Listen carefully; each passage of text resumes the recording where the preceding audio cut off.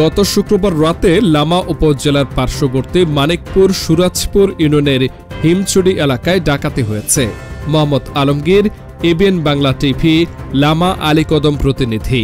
লামা উপজেলার পার্শ্ববর্তী চকরিয়া উপজেলার মানিকপুর সুরাজপুর ইউনিয়নের হিমছড়ি এলাকায় ডাকাতি হওয়ার অভিযোগ পাওয়া গেছে।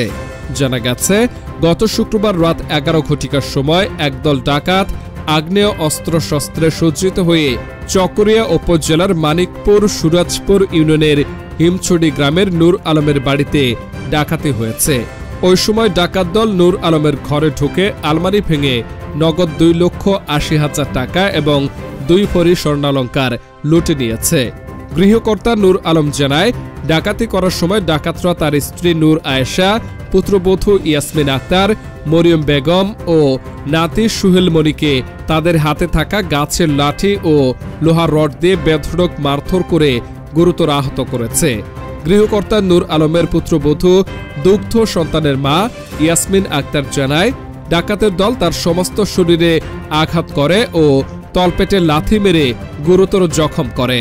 সে আরও জানায়, ডাকাত দলেরা ডাকাতি করার সময় তাহার শরীরের কাপড় ছিঁড়ে ফেলে শ্লীলতাহানি করে। গৃহকর্তা নূর আলমের স্ত্রী নূর আয়েশা জানায়, তাদের অস্ত্রের ভয় দেখিয়ে নগদ টাকা ও স্বর্ণ অলঙ্কার লুটে নিয়েছে। এছাড়াও একই রাতে ওই ডাকাত দল পার্শ্ববর্তী আরও 3টি বাড়িতে ডাকাতি করে নগদ টাকা ও স্বর্ণালঙ্কার লুটে নিয়েছে। এ ব্যাপারে ক্ষতিগ্রস্ত পরিবার আইনের হস্তক্ষেপ কামনা করেন।